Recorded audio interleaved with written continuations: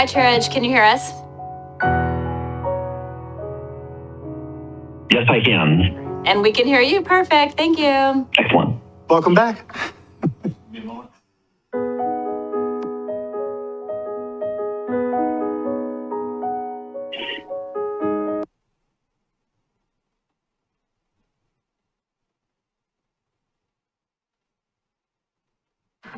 Chair Edge, we are on air. Okay, I can't see the room yet. Okay, let's see if we can fix that. In the meantime, I'll get started. Good evening. I'd like to call the meeting to order and welcome you to the regular meeting of the Milwaukie Planning Commission. Agendas and additional copies of staff reports are available on the city website at www.milwaukieoregon.gov. You may locate them by navigating to the community calendar where tonight's meeting page is posted. If you have not reviewed the agenda, please do so. It contains important information about the process. The City of Milwaukie respectfully acknowledges that our community is located on the ancestral homeland of the Clackamas people. In 1855, the surviving members of the Clackamas signed the Willamette Valley Treaty, also known as the Kalapuya Treaty, with the federal government in good faith. We offer our respect and gratitude to the indigenous people of this land. And I'd just like to offer a moment of silence for the Clackamas people.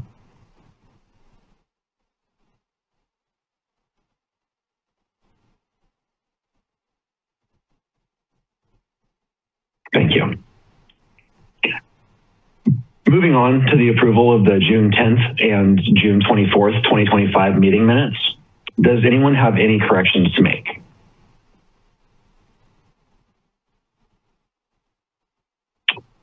Hearing none, I will entertain a motion to approve both sets of minutes as presented. Motion to remove the minutes as accepted. Second. We have a motion. We have a second. Thank you very much. All those in favor say aye. Aye. Aye. And any opposed say nay. I think we're unanimous. So we pass unanimously. Thank you. Are there any informational items from staff? Yeah, thanks. I just have one thing. I wanted to let everybody know that next Monday night, we're having a middle housing town hall here at City Hall from 5:30 to 7:30. I don't know if folks have noticed, we've got some new units popping up around town. We've got some cottage clusters and triplexes and duplexes.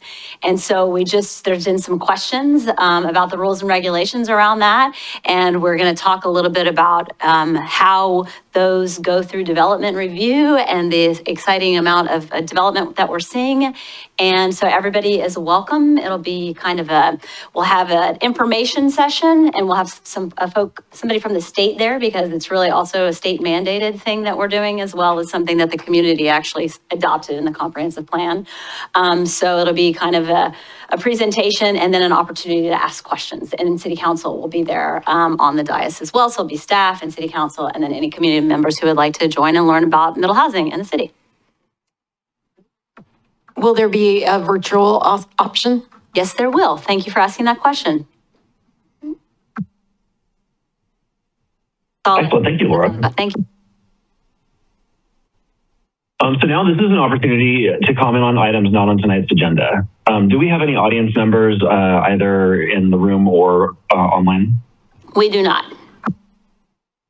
Okay, I think I'll just cruise right past this then.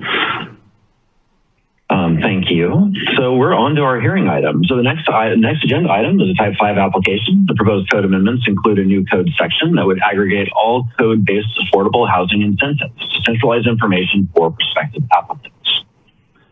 The public hearing on this Type 5 application for legislative amendments is called to order.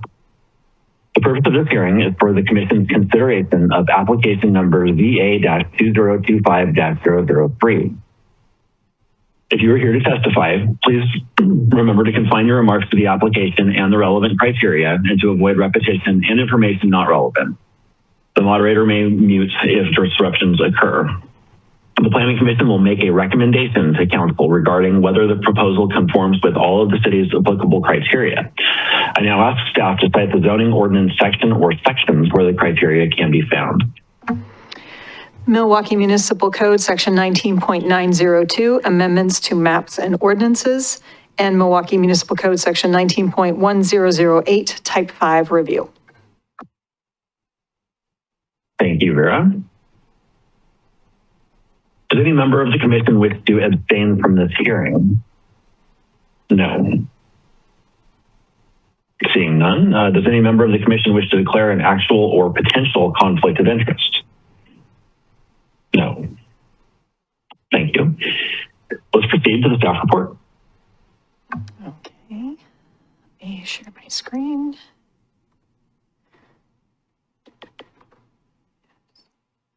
All right. All right, good evening, everyone. Thank you very much. Vera Coley is here to present the staff report for this section, for this package of code amendments. Hopefully, there we go. Okay. This is a follow-up to the work session that we had a couple of meetings ago to go over this code package. Laura, would you like to kick us off? Sure. This is just a little reminder of why we're doing this package tonight. Well, number one, we've been talking about doing this for a while, even before we were required by the state to develop a housing production strategy.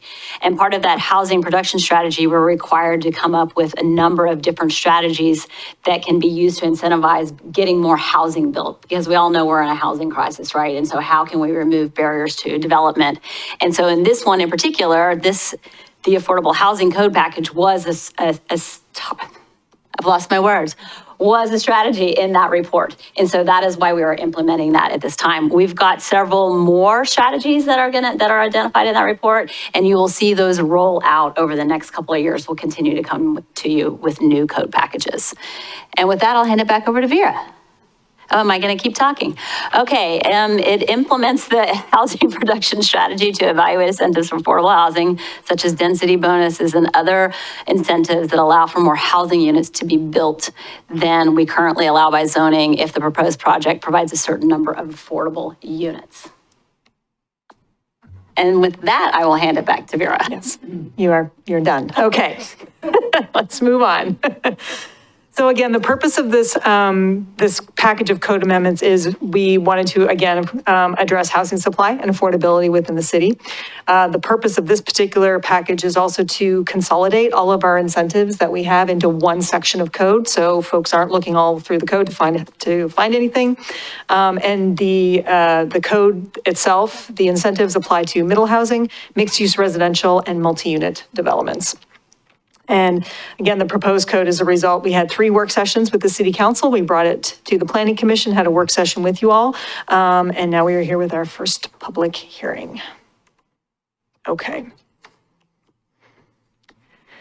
So the first part of the code is that we talk about what are the qualifying developments, what is the level of affordability that we have. And the way that it's been structured is that there is a range of affordability that is then connected to the number of units or the percentage of units that need to meet that target of affordability. So a qualifying development could be any one of these. It could have half of the units be at 60 to 80% of AMI or below, 40% of the units to be at 40 to 60%, 30% of the units to be at 30 to 40, or 20% of the units to be below 30% of AMI. So fewer units, but more affordability. So that was the way that we structured the qualifying aspect of this.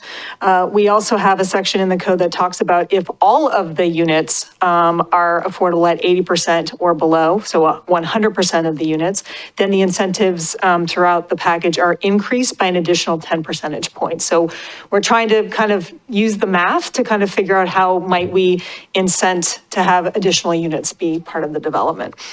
And we also have a section, oh, that's a type. I have 2 of those bullets. It's only 1. Okay.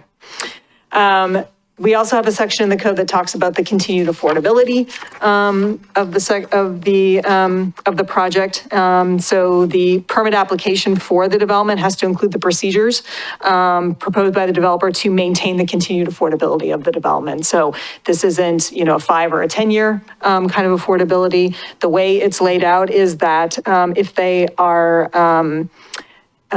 ownership, or if they are rental units, then they have to be affordable for a minimum of 99 years, and if they are ownership units, at a minimum of 60 years.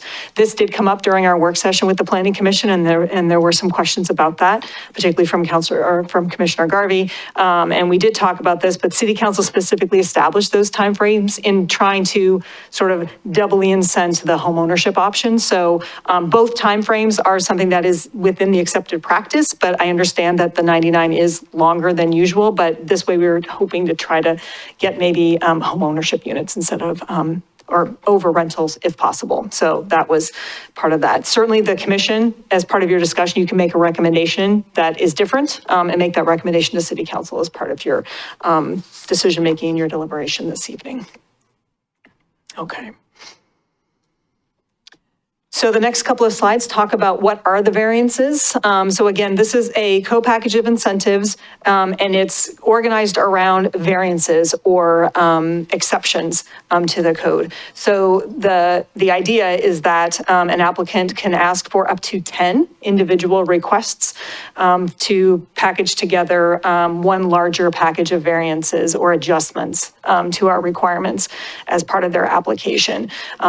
If a development needed a setback reduction on 3 sides, for example, that's one request. So our normal variance applications, we allow up to 3. So the idea here is that a development may need more of those. And so again, part of the incentive, you can have more of those variances or adjustments as part of your package for your application. So we have a variety of setback reductions, common area or landscaping and open space reductions, minimum lot area could also be reduced, lot width, depth, maximum lot coverage, we can go over by an additional 10 percentage points, for example. And then we have bonuses for building height as well in our mixed use and for multifamily residential developments. In the downtown mixed use zone, this was, and again, as part of all of our discussions with the City Council and so on, the idea was that the height bonus would be in addition to the allowable height bonuses that already exist in the downtown if 50% of the units are at 60% AMI. So we're layering some of our incentives, recognizing what we already have as height bonuses, for example, and we're adding to those as well to try to see if we can incent some additional residential development in the downtown. We also have within the code that was included in your staff report as the attachment, some incentives around bike parking, maximum building height, again, an additional story or 20 feet. We don't have a maximum density for these. So I know that when Laura was talking about density bonuses being part of what the housing production strategy looked at, we don't have a maximum density for this anymore. It's really kind of more of a form-based code with variances and adjustments as part of it. So the number of units is not part of the discussion. There is a discussion about allowing ground floor residential in the downtown as one of the incentives or the adjustments on all streets. And this again was something that was discussed as part of the Planning Commission work session about where should we allow ground floor residential. Right now, the downtown, in the DMU, ground floor residential is not permitted south of Scott Street. So what this would do, so for an affordable housing development or an income restricted development, they would be allowed to have ground floor residential as part of their development. We've also talked about increasing the number of consecutive townhouses as part of a townhouse development. Right now it's 4. We're proposing to increase that to 6 if they are a qualifying development. And one of the other incentives is that right now in the downtown mixed use zone, prior to our code amendments that happened in the downtown a couple of years ago, multi-unit development in the downtown was reviewed against the multi-unit design standards, which are in the 500 section of the code, not the downtown design standards. Currently, they are reviewed against the downtown design standards. The incentive is that multi-unit development in the downtown would be reviewed with the multi-unit design standards. So there are design standards that include articulation, requiring open space for residents and that sort of thing. But there are more design standards as part of the downtown design standards. And the idea was maybe this is a way to reduce the construction cost. It still has design requirements, but not as many as the downtown would require. And we have a few design standards as part of the adjustments, a full adjustment to the facade articulation standards that exist both for multi-unit development and mixed-use development in the downtown. They're right now for residential development of plexes and cottage clusters and townhouses. There is a minimum of 5 design features that are required for the street-facing facade. We're proposing that could be reduced to 3. Again, trying to reduce the construction cost and hopefully getting some affordable units from that, and reducing the total window area for any of the qualifying developments, that a minimum of 12% would be required. There was discussion from the Planning Commission at our work session, as I'm sure you recall, about the articulation and the detailed design adjustments. I think, and some of that discussion talked about, well, is there, can we not have as much of an adjustment? Can we reduce that? The challenge is that it's particularly for the facade articulation, it's not really math. It's a hard thing to kind of, well, you can reduce it by 50% as opposed to the full compliance. It doesn't really work that way. It kind of needs to be either you get the adjustment or you don't. We're proposing the full adjustment, certainly as part of your deliberation and your discussion and recommendation to City Council. You can make a different recommendation to City Council if that's something that the Commission would like to. We actually think that the design standards are important and we don't think that adjustment ought to be part of the package. That's certainly part of that. But when we looked back through and tried to figure out a way, how could we sort of not have, for example, that full adjustment, I think there just isn't a good way to do that and make it a clear and objective standard or a clear and objective requirement. But certainly happy to hear your conversation about that. The approval criteria for this package of adjustments, the developer has to provide evidence that the variances are necessary and meet these criteria. The type 2 variance approval criteria that and are generally related to impacts, and then also that there are provisions to guarantee that the dwelling units would remain affordable in the future, so they have to provide that evidence as part of their application package, and that they have to show that the income restricted units are reasonably dispersed throughout the development. That's one of the criteria for the development. That's not quite clear and objective, and I recognize that. But the idea being that, that the number of bedrooms are generally comparable to the market rate units and that they are dispersed throughout the development is the idea. Hopefully that's not too hard a hurdle for a developer. The review process for these applications is an expedited type 2 review. This already exists in our code for affordable housing. So it's a 100-day total review process as opposed to the 120. This comes right from state statute. And the language in the code amendments also talk about city departments placing priorities on processing these applications, including review and inspections during the construction process. So it's not something it's codified in that the departments have all agreed that we will give priority to processing these applications so that they can save additional time as well, hopefully.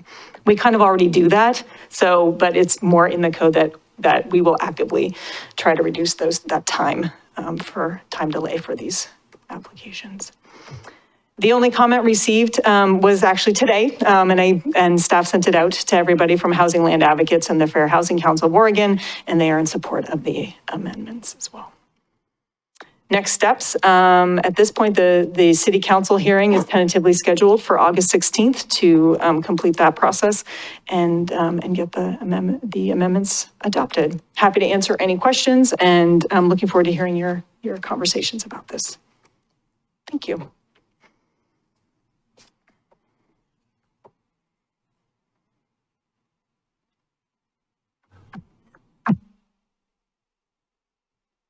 Any clarifying questions for staff?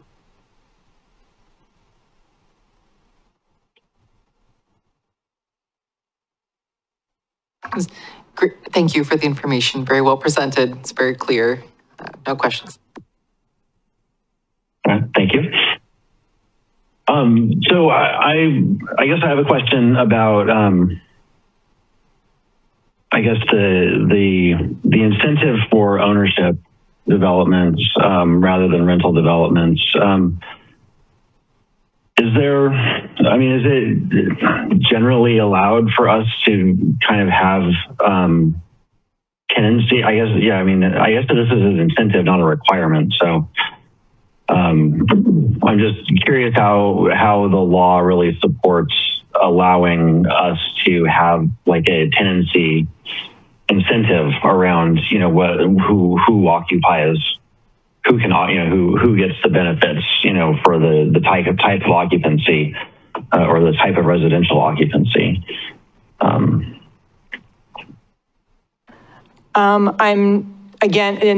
It's a good question.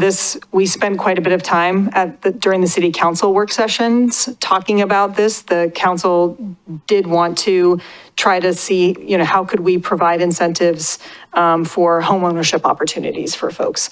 And we went back and forth quite a bit trying to, you know, the burden certainly on staff trying to manage and monitor all of these units. And so where we landed was that it is an incentive, it's not a requirement, again. And it was intended that, well, if it's a rental development, then your timeframe for your continued affordability is longer than for the ownership units. That is as a way of, well, you know, perhaps that would make a developer choose with only a 60-year time frame, that perhaps that's incentive to provide, to build a homeownership development as opposed to a rental development. Certainly developers do, you know, different developers do rental kinds of projects versus ownership projects, but this was a way to provide an additional incentive to see if we can get more home ownership opportunities. It's probably not perfect, but I am not aware of anything in state law that would preclude us from having different incentives for that. Nothing has been highlighted. I mean, we had it, you know, we've had it through DLCD review and so on as far as that goes. So we haven't been told that we can't do it this way. And again, it's not a requirement, it's a differing incentive. So it's up to the developer to choose which way they want to, how they want to do that. And the Fair Housing Council put in a letter of support for the code amendments. So I think that's an indication that there's not an issue. Right. Yeah, no, for sure. I appreciate that reminder, Laura. Yeah, it's, I guess I kind of am struggling with that. I wasn't here for the work session where we talked about that in greater detail. So I guess the question I would have is there by the nature of ownership versus rental units that are affordable in these in newer developments like this, is there a bias against providing ownership units by these builders? No, I don't believe that there are. As a matter of fact, we have a development that's going in right now, the Short Stack development, which is a cottage cluster, which is a detached cottage cluster. It is home ownership opportunities. So that's 15 units that are going to be offered at, what is it, Vera, is it 60%? 80% AMI. Okay, so the affordable housing market per se is willing to provide ownership units, and we're not really seeing those at a disadvantage compared to the providing rental units in the space. To clarify one more time. Yes, no, not so far. We don't have a lot of affordable units in the city, and most of them are rentals. And so we've only got this brand new home ownership opportunity. So, but no, at this point in time, we have not seen any sort of bias. Okay, thank you. And then the next question I have is around the adjustment to allow up to 6 townhomes in a row instead of 4. And I'm just wondering, how did we come up with this number? It's a great question. I wish I had a super mathematical answer to give you. Part of it was, I mean, and I guess I would start with, it wasn't something that necessarily developers have been clamoring for. However, we have had some townhouse developers wonder why we have it limited to 4 in our regular development standards.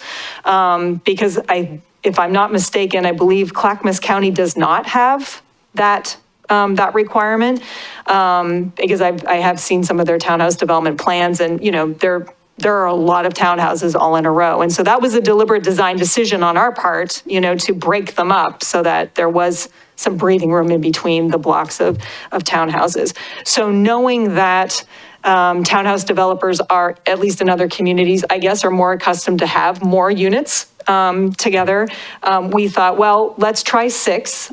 We still are going to, we still didn't want, from a design standpoint, long, streets, full of townhouses with no breaks in between. And an additional 2 seemed okay. We think this can still work. I mean, we didn't interview a lot of developers. I mean, there wasn't a ton of research behind it. We just thought, well, we'll do an additional 2 of them, that might provide a little more incentive to have people give folks a more efficient form of development. I mean, it is more efficient to have more units together. So perhaps that's a good number to add it to. If you have other information or wanted to suggest a different number, happy to hear it. But we thought it through without really having math to back it up, admittedly. Do you want to hear it right now, or do you want to hear it when we deliberate? Oh, I guess that's deliberation probably. Is that right? Yeah. Yeah. So yes, we'll do that. Thank you. I will keep that in mind. Chair Edge, I believe that Commissioner Gari has a question here in the room. Oh, please go ahead. Yeah, no worries. So I'm grappling with the home ownership, not initially, right? I understand that someone would qualify at 80% to purchase the home. Where I'm struggling with when they're ready to sell that home. And how does that, walk me through that? Because I want to make sure that someone that's coming into an affordable opportunity still has the same benefits to resell that someone who's not coming in, as far as equity, right? So that's the wealth building. To own property, right? Sometimes some people, that's the way they want to build wealth. But we need to make sure that we're not, stifling that just because it's designated and affordable. So we're not limiting their wealth building on the back side of things. So am I clarifying that or asking that question correctly? And that's something it's been grappled with a lot on how you do that. And do you tie it to title? And is that something, and how is that equitable for someone coming into an affordable home ownership? It is a tricky question because it is equitable for the first 60 years, right?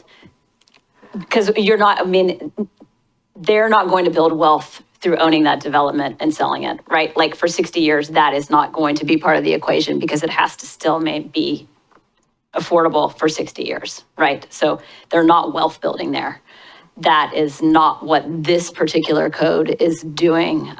There will be a moment in time at the end of 60 years when someone is going to get the equity from that house at that moment in time. But yes, it's tricky because you want to incentivize it now, but how do you do that? And we don't have the means we're not managing the regulating the affordability of the homes. We're putting that burden on the developer to show us how they are going to do that because we just don't have the staff capacity to do something like that. We have a tiny staff.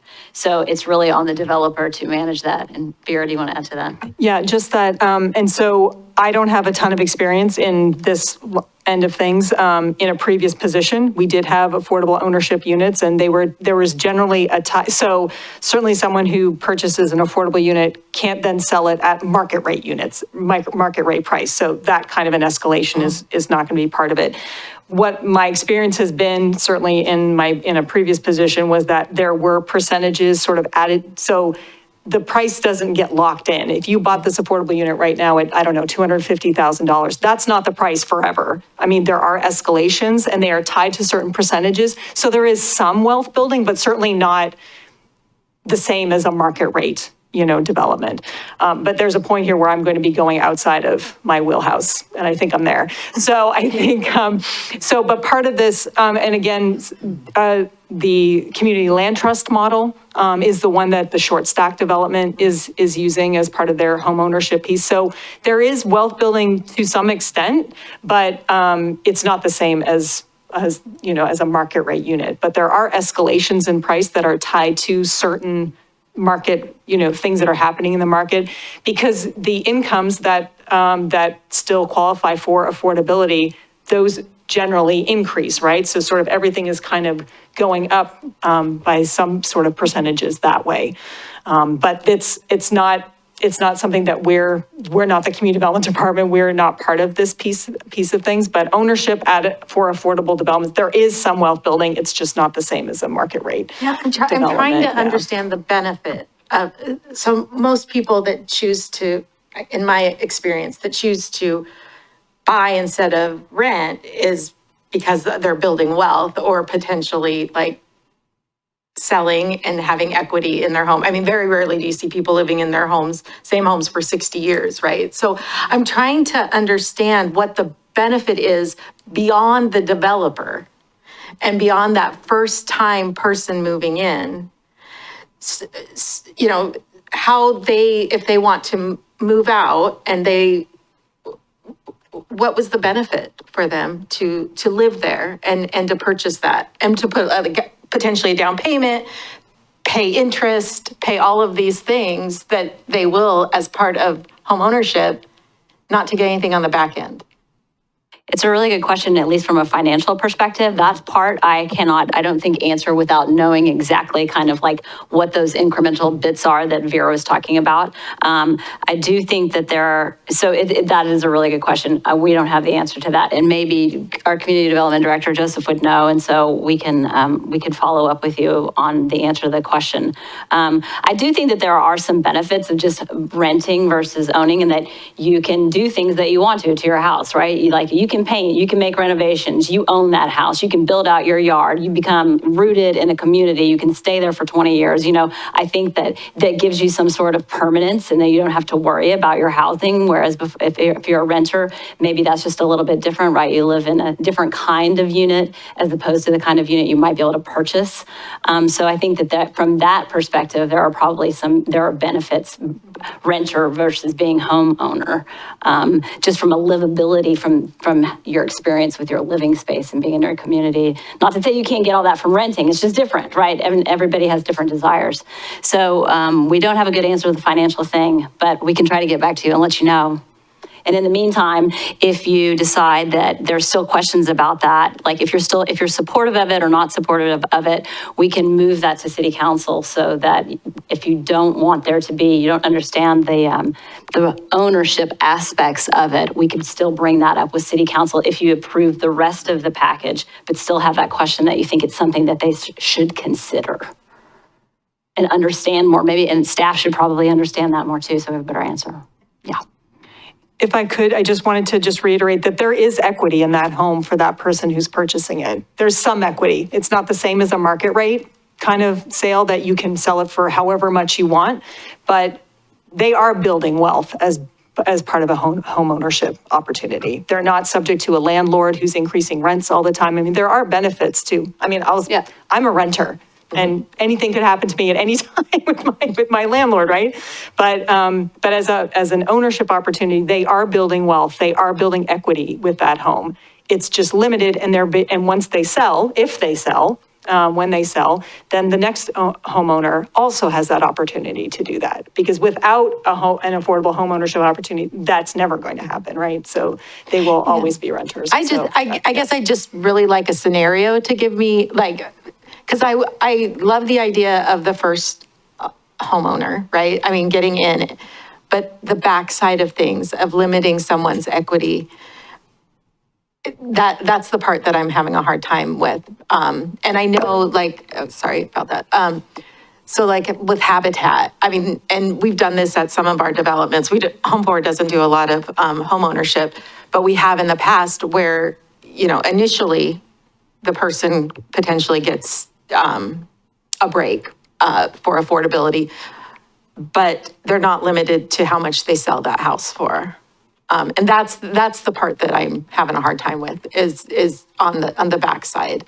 And so if there is an incremental, that would be good to know. Like, okay, so you entered into this agreement, you lived here for 10 years. What is your, if you decided you wanted to move into a different or out of the area, what's the difference between the renting versus what can I walk away with? What wealth can I walk away with and equity to purchase another opportunity or another asset? It's a good question. We don't have the perfect answer for you. It's a hard answer.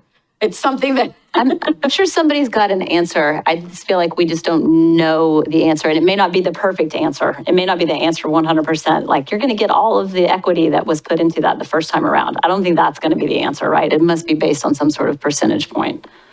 Yeah, I mean, there would be a formula that's part of that resale formula. I mean, the initial person is buying it at below market rate. So that's already, you know, something that they're getting, and then That they wouldn't normally be able to get Right. because they wouldn't be able to afford it. right. So, but yes, there is wealth building.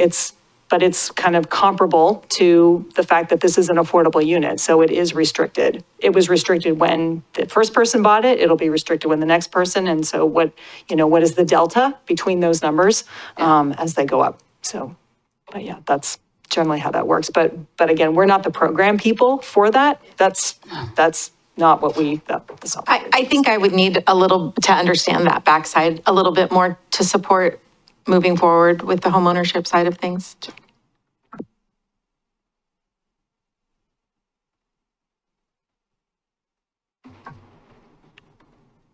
Any other clarifying questions for staff?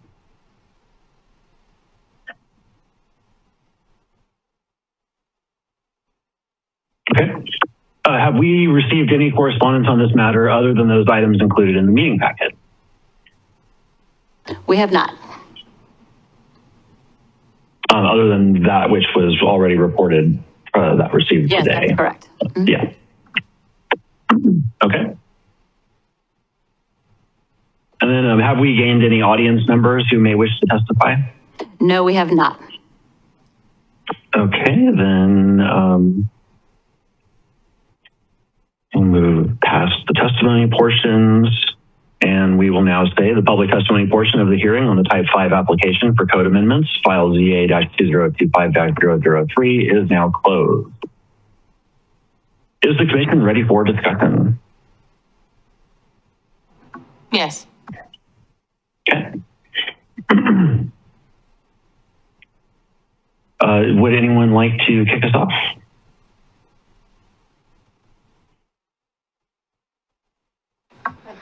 Oh, yeah, let's, so kind of switching gears to a slightly different perspective.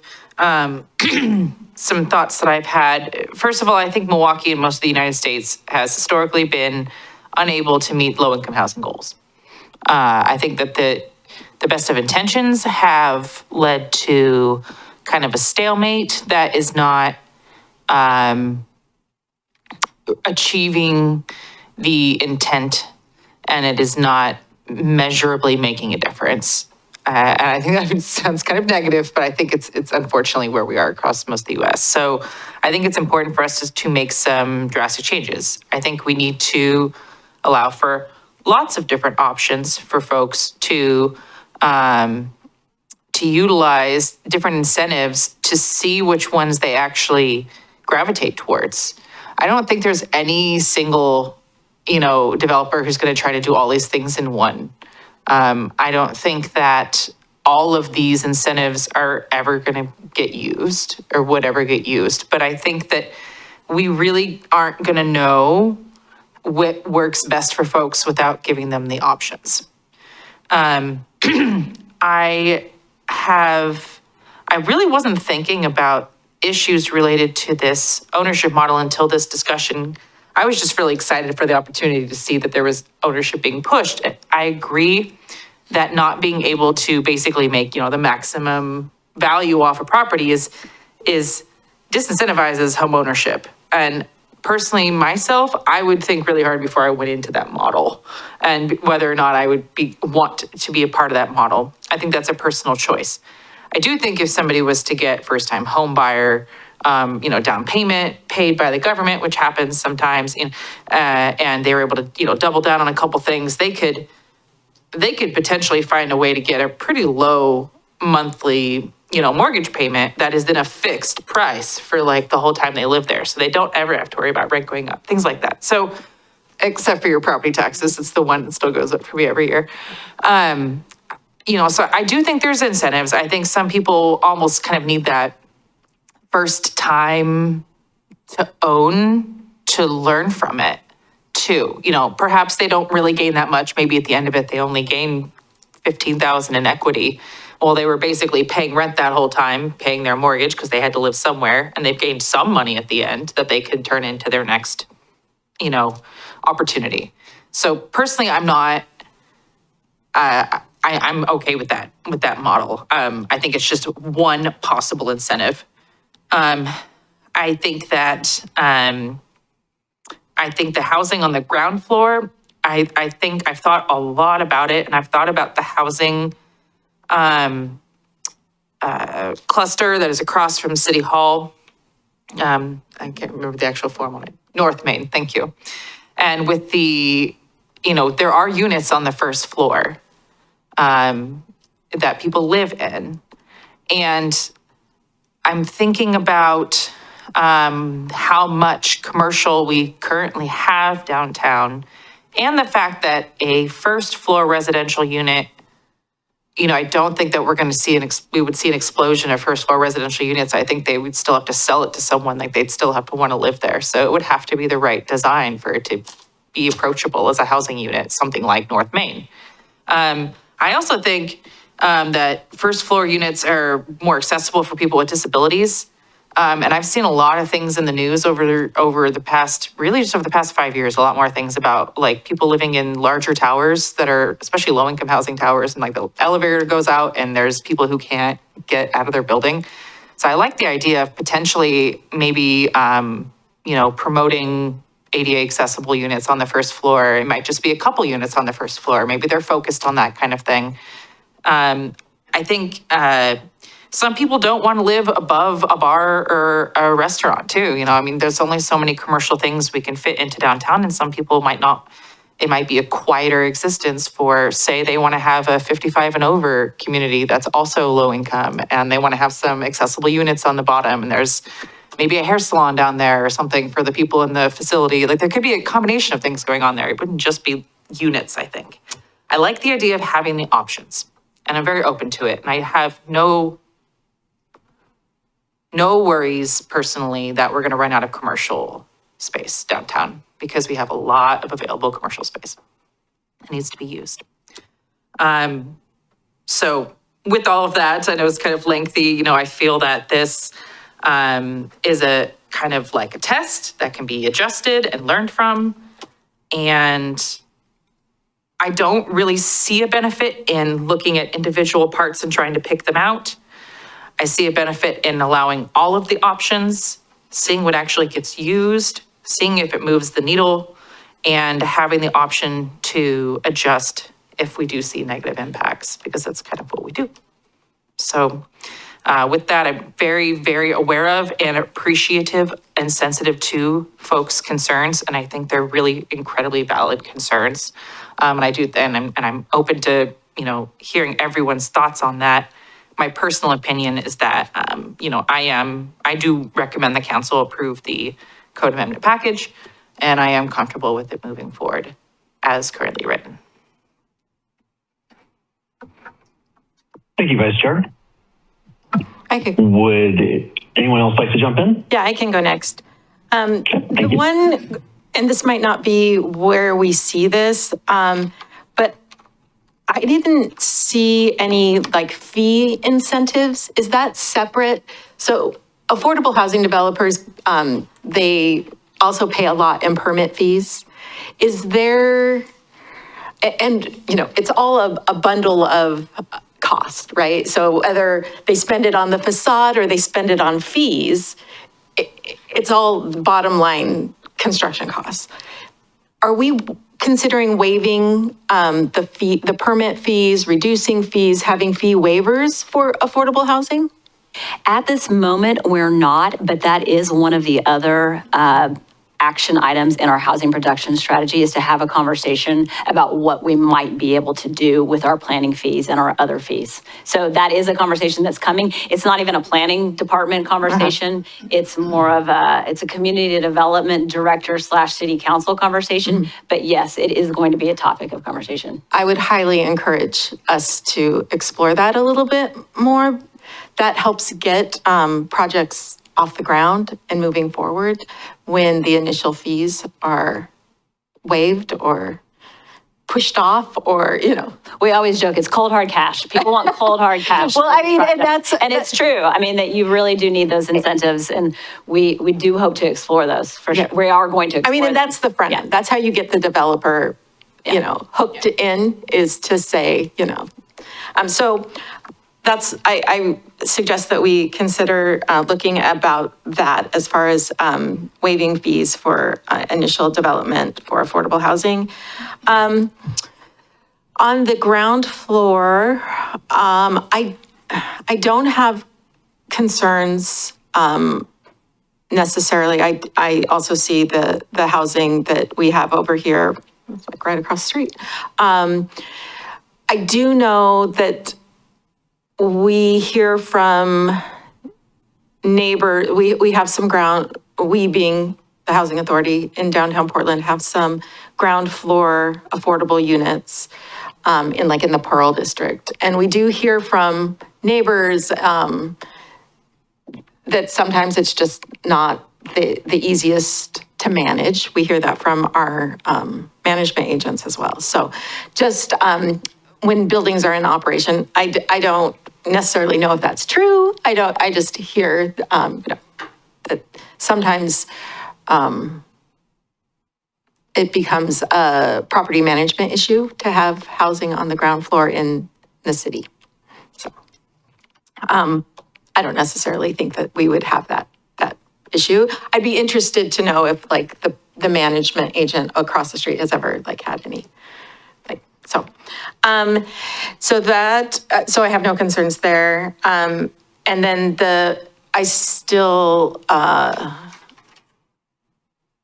believe that we need to hold affordable housing developers to a standard on the exterior of buildings that's at the same level of other developments.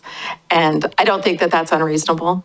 I don't think that we should be able to tell the difference between an affordable housing community and a market rate housing community. And I get concerns when we allow different exteriors or variances on that. So that's my third concern, and that's it. Those are my three concerns on that. So I don't, as being a new person on this commission, I don't know how to move that forward. Do first dialogue amongst, so I want to talk a little bit about the articulation and the idea of, the design standards, because I've put a lot of thought into that one. And part of it is me looking at it literally from a historical perspective, understanding how styles change over time. For a while, we were really in an international style, which wouldn't have met any of our design criteria. Brutalism wouldn't have met any of our design criteria. Entire styles, entire popular styles, national styles would not fit our design guidelines. And in some ways, I'm always worried about Disneyfications, the term I use for buildings when we're kind of putting faux things to add depth or to add detail, to make it look older or to make it look a certain way, but it's not truly authentic. And I know that's not like, that's a fluffy word, but I would almost rather see a more simplified facade that, you know, takes into account the balance and has nice negative space and overhanging canopies. You know, I think you can do that with 3 of the elements. You don't need to just throw another bay window in there and another balcony, like just to have 5. I think you can have a really beautifully balanced exterior with 3. I mean, in a way, I'm almost kind of excited to see what somebody might do with 3. I think it could be a less busy facade that could be kind of interesting. So there's that other side, you know, this opens up an opportunity for different types of architectural styles, you know, that can't meet our design criteria just based on default, like how it's defined. So I'm trying to rephrase it in my brain, like, does it necessarily mean we're gonna get worse architecture or just different architecture? Like architecture that articulates differently than how it's prescribed. It might not look exactly like the next one, but do we want all of our housing units to all hit the same 5 criteria and all look like variations of each other?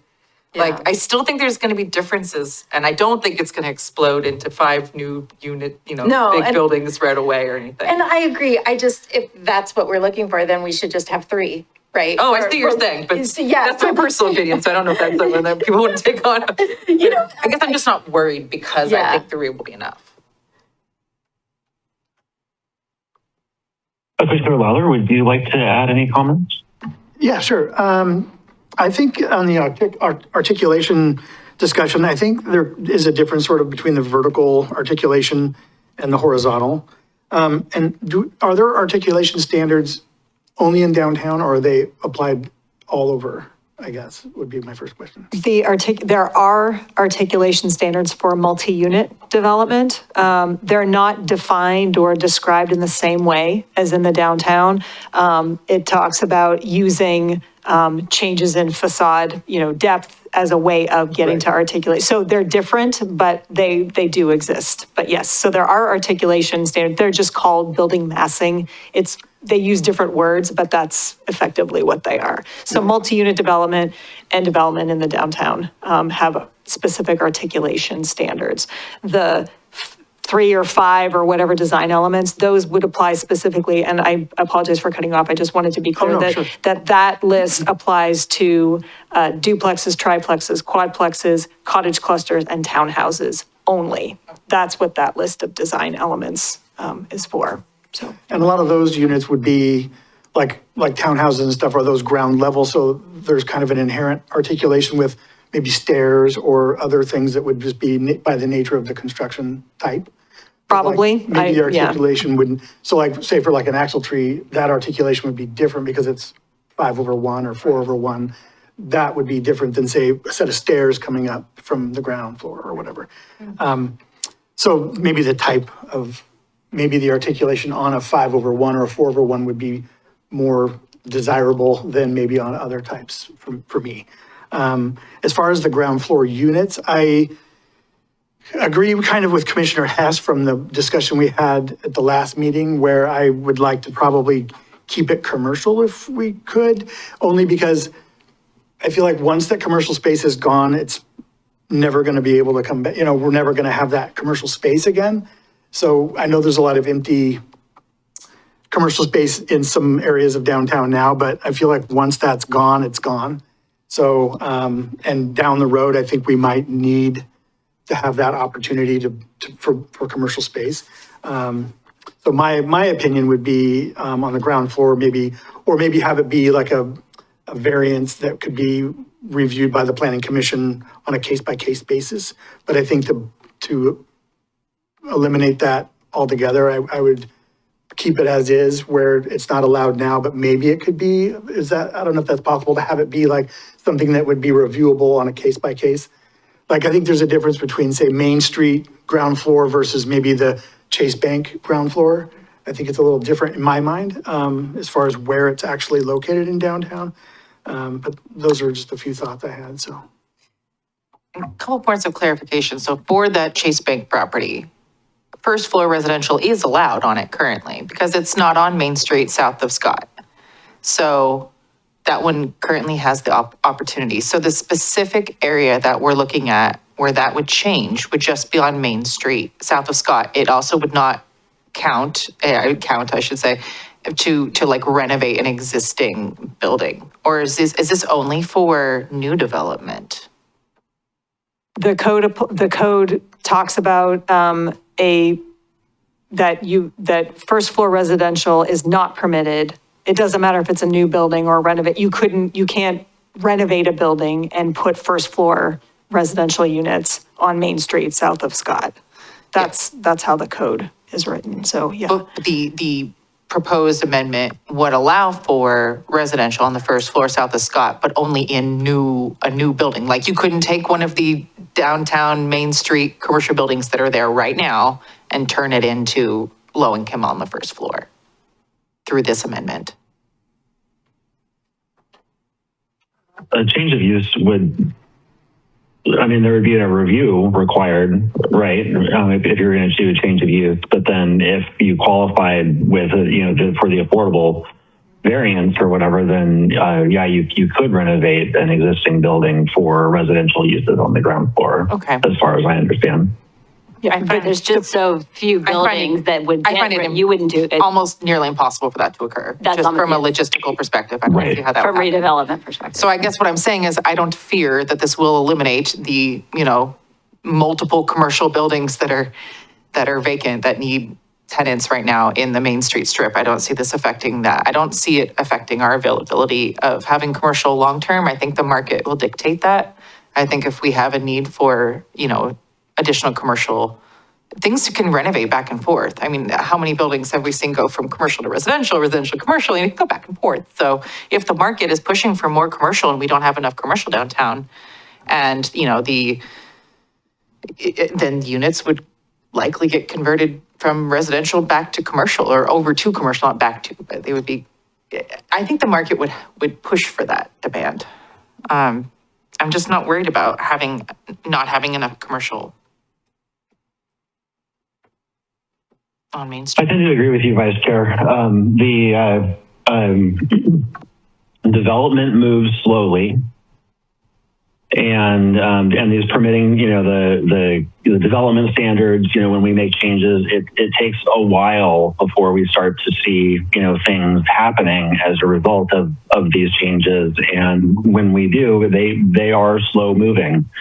And so I'm similarly not concerned that we're going to see a rush by developers on, development downtown, development on Main Street, or anywhere else in the city, to really try to, in some bad way, take advantage of, the leniency that we're looking to provide in order to, secure more affordable housing.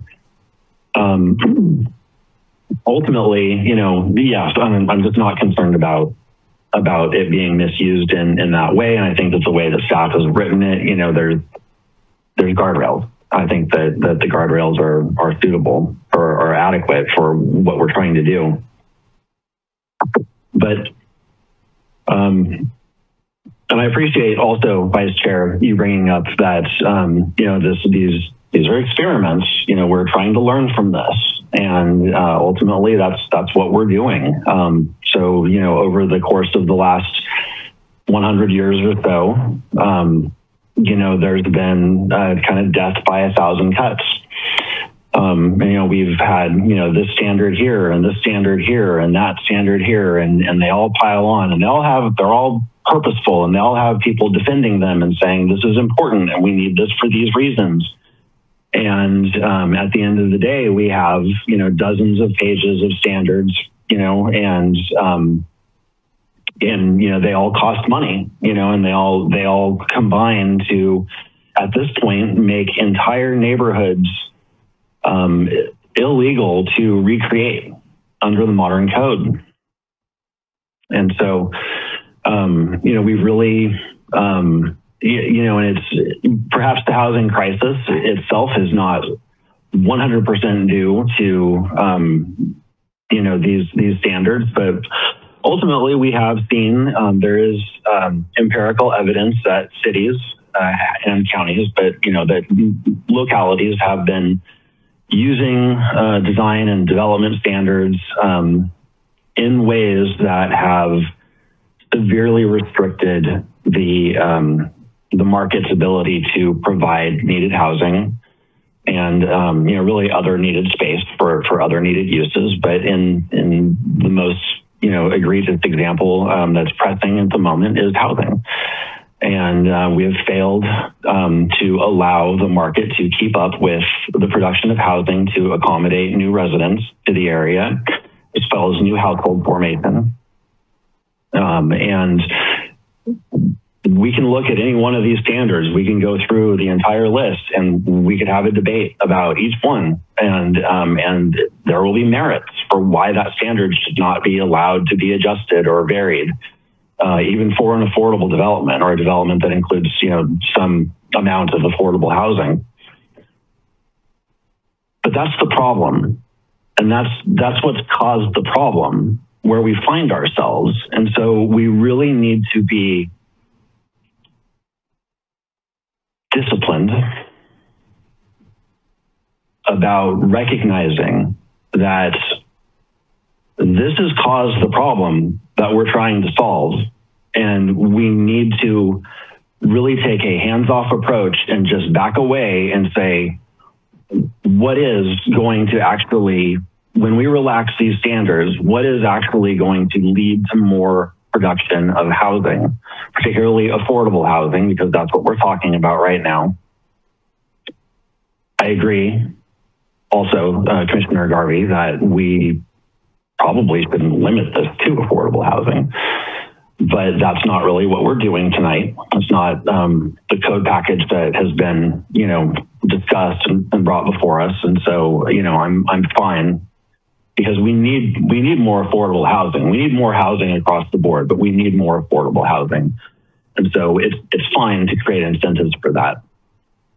I disagree with creating an imbalanced incentive for different types of tenancy, particularly in the absence of evidence of any bias towards producing one type of residential tenancy units versus another. So I really strongly feel that we should, in our recommendation, align the rental and ownership incentive threshold at 60 years for both kinds. And as far as Main Street's concerned, business on Main Street or residential on the ground floor of Main Street, I think we need to allow the market to show us if there's even a demand for that. There may be. Certainly North Main is, I know North Main was built a generation ago. I remember watching it go in. Actually stopped at the Safeway that used to be there. The conversion of that commercial space, we had already lost the Safeway. It had already moved to Milwaukie Marketplace by the time, North Main was getting built. But, it is true that when we put in uses like residential, that, that's going to be that way for a generation or more. And in the case of North Main, I don't think it's for the worse. I'd love to have a grocery store in downtown. Maybe eventually we'll have enough housing, enough residential or enough residents that live downtown that having a full-blown grocery store will be viable again. Love to see that. That would be fantastic. And honestly, if allowing some housing on Main Street on the ground floor took us that direction to where, the other kinds of, more intensive commercial uses downtown would be viable again, I think it's worth it. I think I'd love to see that. But ultimately, this is a collection of experiments. And when we water down experiments, we fail to learn from them what we could learn had we not watered them down. And so I think it's really important that we try very, very much to the best of our abilities to be disciplined about letting this package go through, except in cases where maybe we feel that it should be more permissive towards the production of housing. And that's where my conversation is going next, which is townhomes. The 4 townhome limit, 4 townhomes in a row limit that we have now, I really failed to grasp the kind of the logic behind that choice. I agree that, having breaks, in long stretches of buildings is appropriate.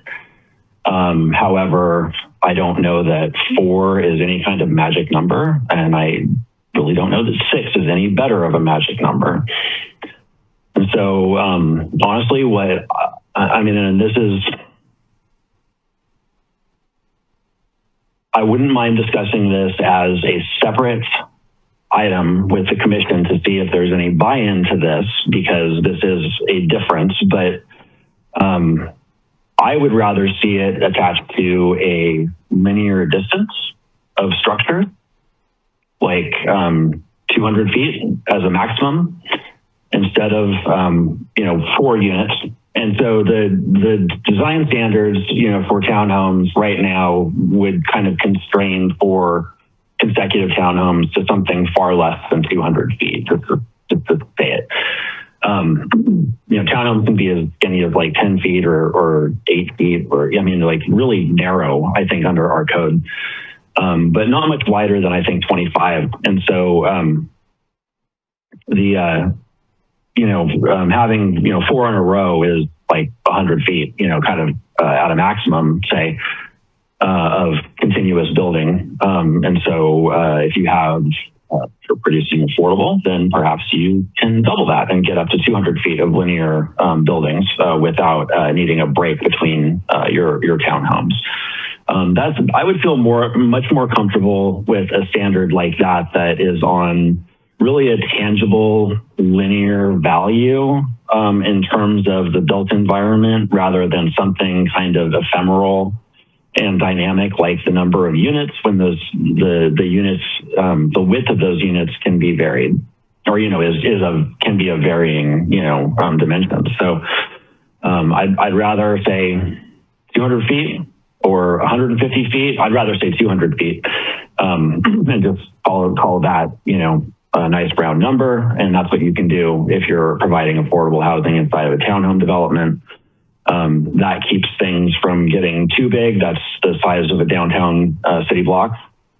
And so, we're kind of accustomed to having downtown city blocks that have, buildings from, sidewalk to sidewalk. And so, we could kind of see something. I would be comfortable with that if, as part of the package of experiments. And so, I would rather put forward that instead of 6 units. So with that, I'll stop talking for a minute. I'd like to kind of just go around with the commissioners asking about that one piece before we move on.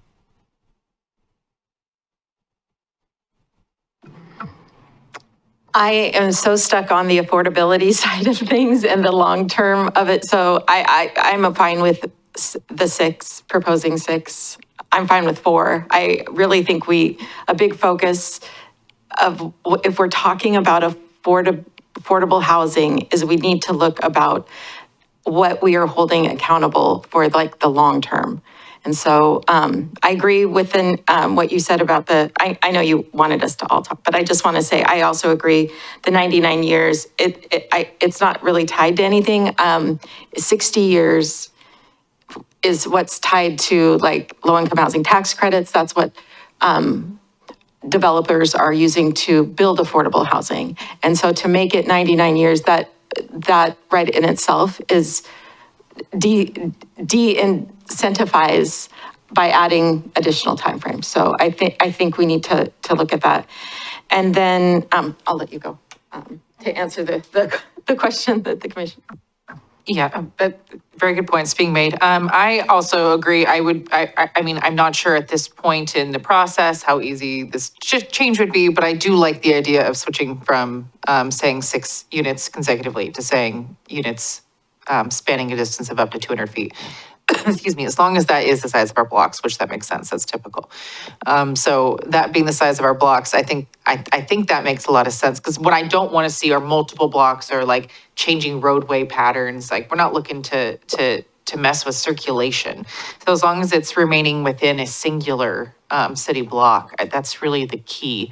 And I think also if we were to make it a length instead of a number of units, it does allow for more variability in how wide those units are, which if we're talking affordable units, one of the goals is, people to have varying, square footage capabilities. And so I guess it does give more flexibility in how they want to shape those townhouses. So I'm comfortable with going up to an entire city block, the 200 feet. I'd be comfortable with that.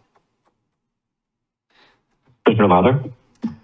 Yeah, I think I would agree with that too. I'm not super tied to a number, I guess would be, but maybe a maximum length, like you were saying, maybe 200 feet or something to, but I'm not certainly, I would be willing to do that. Yeah, that's no problem with me. And one last time, Commissioner Garvey, would you be opposed to that change or that recommendation? No, I am fine with that. Are you comfortable supporting this package if we propose the alignment at 60 years between rental and ownership tenancy? No, I still have concerns about the ownership development side of things, and the affordability timeframe of 60 years. I'm really struggling with, the initial developer gets the incentive, right, to develop the affordable housing for the first time user. But the person that buys that home, we're really putting some restrictions on that owner of the home.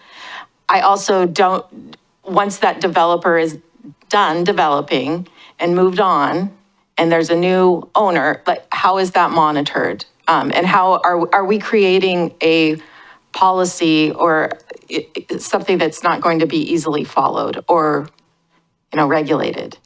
So that's where I love the idea of giving an incentive to a developer to build affordable home ownership. What I don't support is limiting that owner wealth building. So question for staff. Sorry to interrupt you, if I may. Trying to find a path forward. The question for staff is, what of this program that we're talking about, this homeownership program, what of it falls into the category of community development programming that is really the purview of city council, or, you know what I mean? It's not a land use matter, versus the kind of the what our responsibility is, which is considering the land use policy side of this, which, yeah, I'll just say that for right now. Yeah, planning wouldn't be responsible for tracking how that is being regulated, but it is an ongoing conversation with the community development director, and is aware that that is something that we need to address moving forward, and not overburdening city staff, and making sure that there is an outside resource that is regulating those units for us, because city is not going to do it. And planning staff, that's out of our wheelhouse, just period. Right. So it's not really the planning level concern about how the program is implemented over the course of its lifetime. We're focused on land use, which really what we're talking about are residential land uses. Correct. That is correct. And so before I yield back to you, Commissioner Garvey, I'd like us to kind of think about this a little bit. When we're considering land uses, in a lot of cases, and really where I'm operating from, my my philosophical perspective as a commissioner on this body is really that it's not our purview as planning authority whether the tenancy is rental or ownership. What we're looking at are land uses, and we're looking at residential land uses, and we're trying to create incentives for capital A affordable housing in residential land uses, in residential developments in the city. And so I would like us to consider that while we're considering how we're going to make our recommendation. I'm not comfortable drawing a line between, I'm not comfortable touching the tenancy issue at all. I don't think that's really our purview. I think that we really should be focused on just creating affordable housing in residential developments. And there's other parts of the city that deal with, that programming and, those incentives and how that's funded and all of that and tracked and all of that. When we're talking about land uses, we're really just talking about, is this a residential use for, long-term dwellings, or is this, some other kind of use? And so, with that framing, I'd really like us to focus on that framing, when we consider what our responsibility is in terms of making this recommendation. Totally comfortable making an aside recommendation to City Council as part of this to say, to kind of address some of your concerns, Commissioner Garvey. But personally, I really don't want to draw a distinction between the types of tenancy when we make our recommendation in terms of the land use regulations.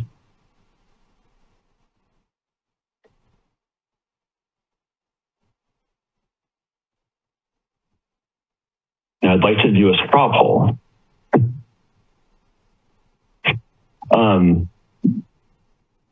Kind of based on how we've talked about this, I think that we've kind of, we're generally talking about approving it with, there's some buy-in to my proposal that we change the consecutive townhouses from an increase from 4 to 6 to a length of 200 feet, no greater than 200 feet of consecutive townhomes.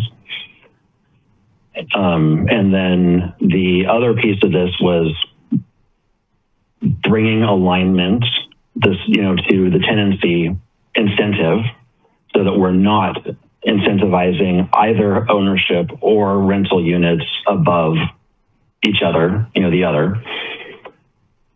With, and then that's a separate, that's the recommendation. Like right now, with our straw poll, who would support that right now? I would support that. Okay. Yeah, and I think the rental versus ownership, I mean, I think, I think you're right. I agree that we're not in our decision is kind of the land use portion of that. And the length of townhomes, I think that's certainly fine with me too. So yeah, I would be supportive of that. Commissioner Garvey. Unfortunately, no. When you bundle in, since the package is bundled together with home ownership and rental developments, I can't undo it. I do know that affordable housing developers, they get money on the front end to do it. They're not doing it out of the kindness of their heart. I mean, they are very mission driven, but they get a developer fee, sometimes multi-million dollars of developer fee. And we have this, someone that's developing home ownership buildings as well is going to get a profit by doing it, and not considering the long-term of the owner. I mean, having the 60 years in there of the home ownership is just throwing me for a loop. If that was not in there, I would be totally supportive. But because of having 60 years, and that is the land, that's land use, right? That's what we're talking about. And having a restriction put on someone's property, I can't support. So what would it take to get you to support this? Just to remove the incentive for ownership units, period? No, removing that, having an incentive for the building affordable housing for home ownership, but not restricting it to be, there's no benefit for a housing developer to develop the housing and keep it affordable. They're gonna sell the unit and then they're gonna be off doing, what we wanna do is have them develop more, right? We want them to develop another affordable housing building. So I would support removing the 60-year restriction of the home ownership. So would that then mean that once the person purchased the house, there would be just no requirements? You could have a building where a unit was sold and its unit is now going to be going at market rate from there on out after it's sold. Other units could be for sale at a totally different rate, which I guess would help determine the rate for that one that somebody else is trying to sell, because these others are going to be at that lower rate. And then there would still be people renting there. I guess what I'm thinking of is the cottage cluster. Oh, sorry, take that off. So a developer comes in and builds 4 or 5 houses or cottages, right? And then, and those first initial people moving in are at the 80% income. And then the developer's gone. And some people might stay there for 30 years. Some people might stay there for 5. When that person that stays there for 5, there's no restriction. They can sell that house and at a market rate. But they moved in, they were given that opportunity to move into that maybe they wouldn't have if it wasn't affordable. But we're not restricting them on their wealth building. Perhaps one way I see this slightly differently is I get the wealth building is not where it could be. But I almost see this as it's a transitional house that multiple generations will have the opportunity to have as their first home. So even if the person, when they go to sell it, they aren't going to be able to make the maximum income because it's still going to be constrained for the next people. That was a step they took in their life where they needed that housing. But how's that equitable? Tell me how that is equitable for someone that is moving into an affordable housing, that we're restricting their wealth building because they moved into. Well, they've decided to own. First of all, they decided to do the ownership model. They could just rent. They've found benefit to ownership. One of those things being, I have a 10-year plan on my house. So when I'm done paying off my house, my goal is to not have a mortgage anymore. I'm sure some people might like the idea of not having a mortgage anymore. So, perhaps their goal is to maybe the unit didn't cost them very much. And that means they can actually pay it off faster. And then they just live with no mortgage, no rent, no expenses. And they also get the benefit of buying a house for way below market. I think that's the thing that, yeah. Right, and so if they just sell it, if they wait 5 years and sell it, they get all the money, nobody else gets any of the benefit. One family, one person has gotten all the benefit from all of from the subsidy. And that, I think, is where it's not equitable, because then there are not more generations of people getting that same benefit. We're just basically giving them free money. If we allow them to buy a home at half the cost, and then we say, well, you're going to make all of the money. No one else behind you is going to have any benefit to that. Yeah. Well, no, we're asking the housing developer who made money in the first place to build more affordable housing, So I guess I can't, you guys aren't going to get me to Sure, yeah. okay. So, because I really think that we need to provide incentives for developers to want to build affordable housing for home ownership, but I can't support us limiting how much a person's going to make just because they're coming in under an affordable, under an affordable housing umbrella. So.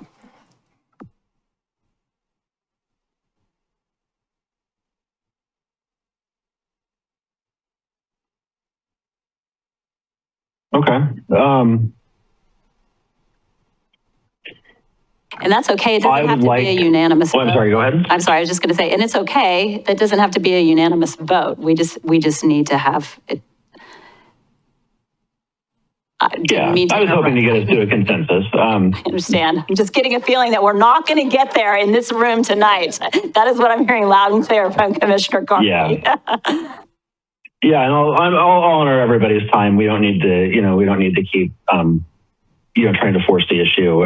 So I appreciate your sentiments, Commissioner Garvey. I'm not sure how we get there in the code while still, kind of achieving the policy goal that City Council has really established, which is that long-term lock-in of affordability. So I think that that's just something that we're just at odds, with, in that sense, with really the direction that we've been given on this particular policy issue. So, it's clear the City Council had it's clear that it's important to City Council that affordable ownership opportunities are incentivized because they want to create a greater incentive to do that than for rental housing, which is equally needed, rental affordable housing. And so that's why, it's just clear that, even if we were to have kind of a protest vote on that point, I don't know that would gain much traction with the City Council. But they will know, I'm sure, from staff that this was a point of contention in our deliberations. And that, we are also further making the recommendation to, not disincentivize affordable rental housing, or I presume that we're about to support a motion on that since we talked about that in our straw poll. Anyway, I think we're at the point where we can take a motion, unless anyone wants to have any other discussion before we do.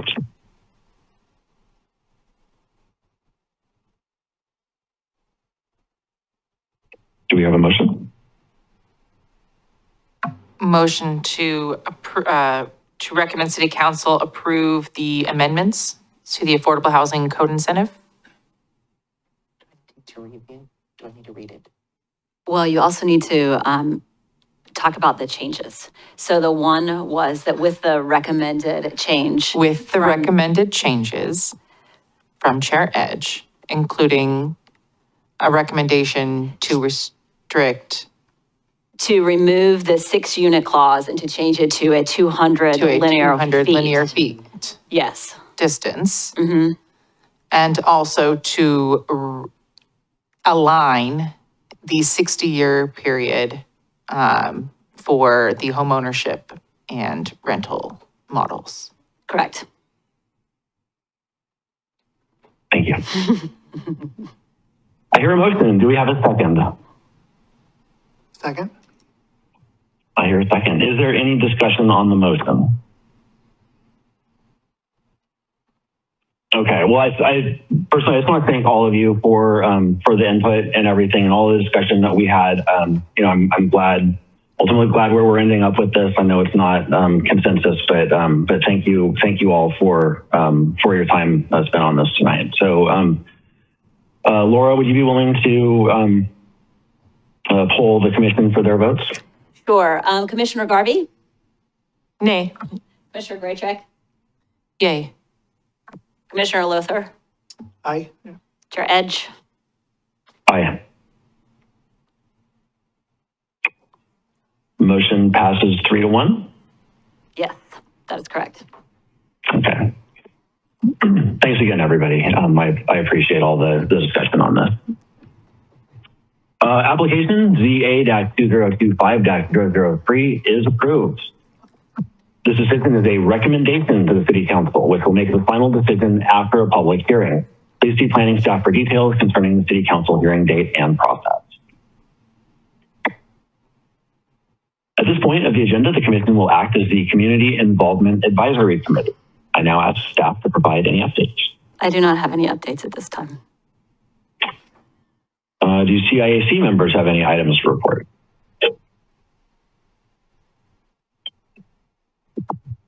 Hearing none, have we gained any audience members?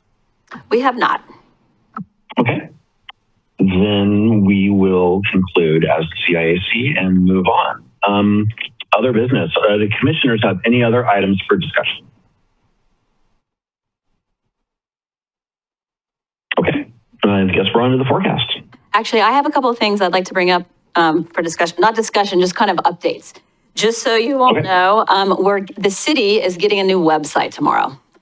It's a whole new website, and apparently it's going to be a whole new way of getting your packets and materials to you, and I don't know what that looks like yet. So it may be a bumpy little bit of a transition, and you're going to have to access things a little bit differently, but we'll do our best to make it as seamless as possible. But just heads up, change is coming, and it might be a little bumpy, but we'll get there in the end. So that's kind of exciting. It's hard and also exciting, so I feel both of those things at the same time, right?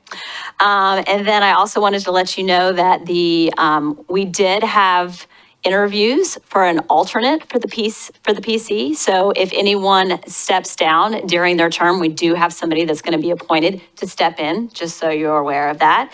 And then the only other thing is I just wanted you all to know, and I think we talked about this last time I was actually here, we've been doing a lot of community outreach for the transportation system plan this month. We've had 3 focus groups, and we are going to the equity steering committee, and we also had a big community event last month, and we had 52 people show up for that, so it was pretty exciting. So we're getting lots of good feedback on the transportation system plan, and all of that information will be coming to you soon. And that's it for the updates for me. And then I think I could move on to the forecaster, Chair Edge, if you want me to just hop into that. Yes, please do. All right, great. So we don't have a meeting on August 12th, so you've got your August 12th back.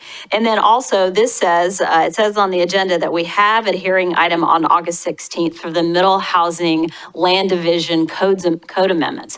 We are not having that meeting because the state has been changing what's happening with Middle Housing Land Division, and the governor just signed House Bill 2138 that makes those changes. And we're still working on deciphering those changes along with a lot of other folks. And so we're not going to start that process until we understand all of the changes. And so we will punt that until we're ready to bring it to you all. Does that mean no meetings then in August? That means no meetings in August. Happy summer. I was not going to be able to attend these second. So that is good to hear from me. Thank you. So it's worked out. And that is all I've got for the forecaster. Okay.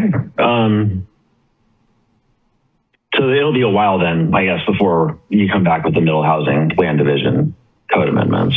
We're hoping that we can come back sooner rather than later. Like as soon as we have a couple of our questions sorted out, we will bring it to you. We just have a few outstanding questions, and we're talking to DLCD and we're talking to all the other jurisdictions. It's an interesting piece of legislation that is very hard to decipher. So we're wanting to make sure that we're all on the same page. All right. And then how are we handling any Middle Housing Land Divisions that come in under the current code that doesn't comply with state law? Vera, you want to go? Yeah, so we will apply state law directly to those applications where our code is in conflict with the state law. DLCD is going to be developing model code for Middle Housing Land Divisions at some point later in the fall, we think. They're preparing a guidance document for communities to be able to update their codes as well. So in the interim, though, we will apply state law to Middle Housing Land Divisions in the interim. And then when the model code, I mean, we can sort of look and see what the model code looks like too, and see if that's something that we just want to directly adopt as well. So it might be a bit, but in the meantime, we will apply this. We'll apply the state law to the applications. Okay. Oh, and if I could Thank just you add, very much. can Go ahead. I just want to add one more thing, and I'm so sorry, I should have brought this up a few minutes ago, but remember at the beginning of the meeting, Commissioner Lothar, when the door was unlocked and we were surprised that the door was unlocked. And so then all of you all got in because the door was unlocked. But it turns out that the door locked itself before Commissioner Pennick could get upstairs. So he could not attend the meeting because the door automatically locked. So I just wanted you all to know that he was here, but he could not participate. And I should have mentioned that he could be on Zoom, but in the moment, I could not. So I just wanted you all to be aware of that. So we don't know what happened with the door. It's a real mystery that we have to sort out. And I don't know if it's locked or unlocked right now. So I guess we'll find out. I will lock the door behind us, for sure. I have that capability as far as I know. I still have that. You can get out, yes. It's not when you get in, you can never leave. Yes. Okay, thank you. Sorry about that, Chair Edge. Yeah, no, that's okay. Yeah, I didn't see Max's email until way too late. Like really just a few minutes ago when we were talking about the schedule forecast, and so I wasn't able to react to that as quickly as I probably should have or could have. But yeah, let's try to figure that out and make sure that everybody can get in or has a backup plan for being able to get in touch with somebody that can let us in if we're ever trapped outside like that, because that is an unfortunate scenario for Max. I will send everyone my cell phone number tomorrow. I won't say it now, but I'll send it to you. And if you can't get in the building, please call me and I will pay attention and I will run down and let you in. Okay. Thank you. Okay. Thank you very much. Thanks for bringing that up, Laura. Okay. Now I will entertain a motion to adjourn. Motion to adjourn? Second. A motion and a second. Any further discussion before we go? All right. All those in favor say aye. Aye. Aye. Aye. That's unanimous. Have a great night, everybody. We're now adjourned. Thank you. Thank you. Good night. Good night.